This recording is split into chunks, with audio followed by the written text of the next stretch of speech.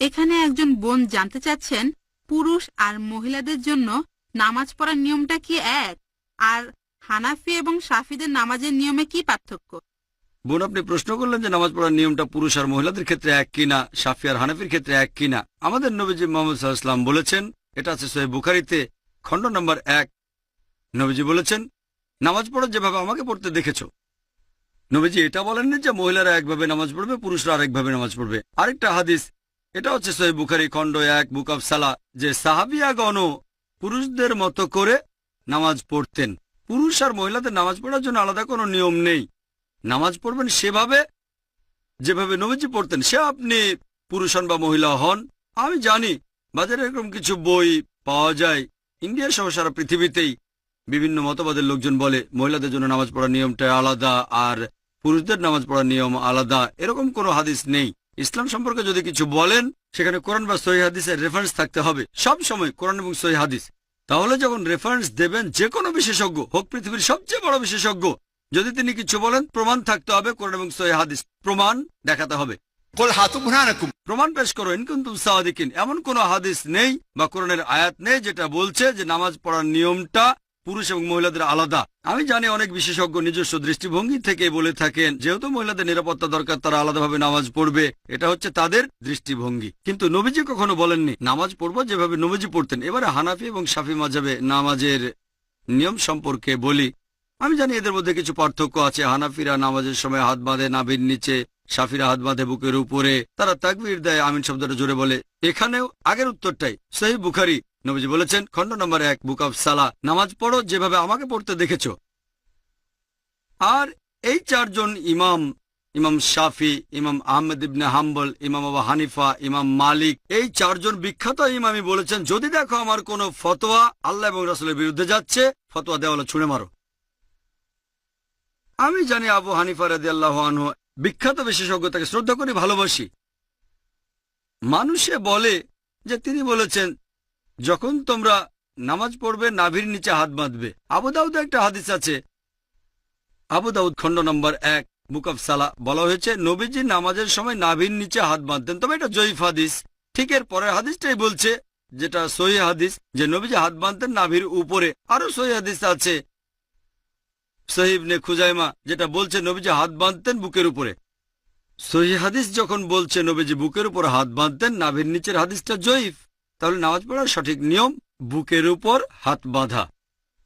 তার মানে এই না যে ইমাম শাফির সব কথা ঠিক অথবা ইমাম আবু হানিফা, তারা দুজনেই শান্তিতে থাকুন, তিনি ভুল। এরা সবাই বিখ্যাত বিশেষজ্ঞ, তাদের শ্রদ্ধা করি, তারা মহান আলেম। তবে আমরা বুঝতে পারছি না যে সেই সময়ে সব হাদিসই লিপিবদ্ধ হয়নি। আমাদের নবীজির জীবদ্দশায় কোরআন লিপিবদ্ধ হয়েছিল, এটা নিয়ে কোনো সন্দেহ নেই, নবীজির নিজস্ব তত্ত্বাবধানে। তবে হাদিস লিপিবদ্ধ করা হয়েছে নবীজির ইন্তেকালের 50 বছর পর, 100 বছর পর বা 150 বছর পরে। এই বিশেষজ্ঞগণ অনেক আগে এসেছেন, আর যেহেতু তাদের কাছে সবগুলো সহিহ হাদিস ছিল না, তারা তখন যে ফতোয়া দিয়েছেন সেগুলো তাদের তখনকার জ্ঞানের ভিত্তিতে।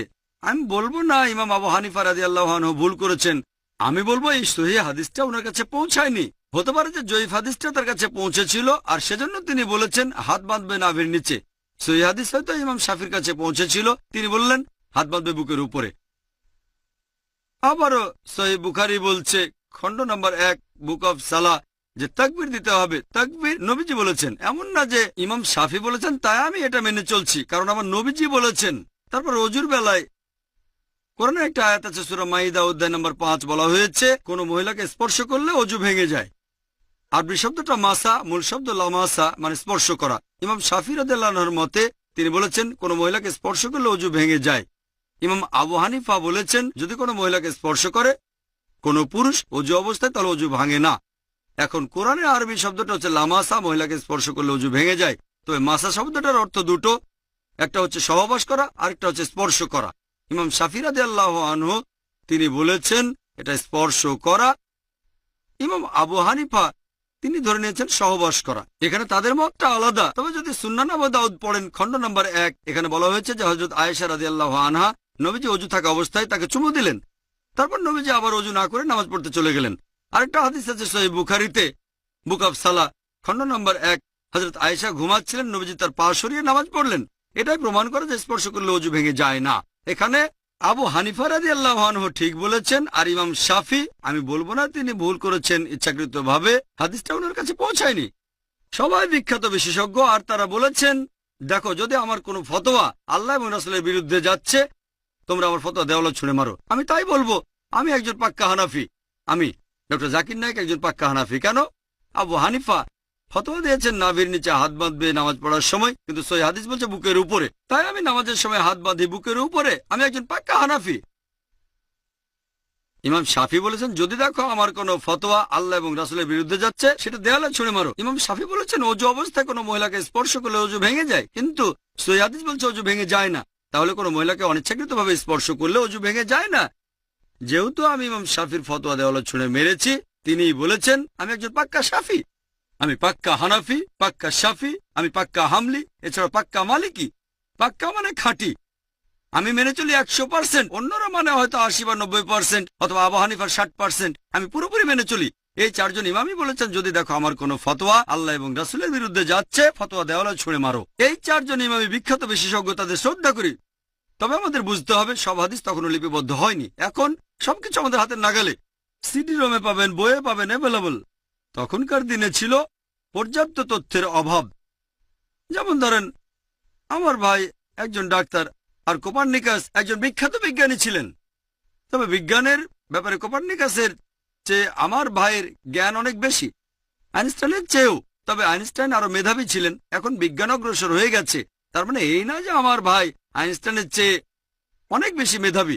আইনস্টাইন আমার ভাইয়ের চেয়ে অনেক বড় জিনিয়াস। তবে যেহেতু অনেক বছর পার হয়ে গেছে, আমার ভাই বিজ্ঞান সম্পর্কে তথ্য বেশি জানে, আধুনিক তথ্য বেশি জানে। তবে বেশি মেধাবী আইনস্টাইন, আইজাক নিউটন বা কোপার্নিকাস। যেহেতু বিজ্ঞান অগ্রসর হয়েছে, তাই আমরা একটু বেশি তথ্য জানি।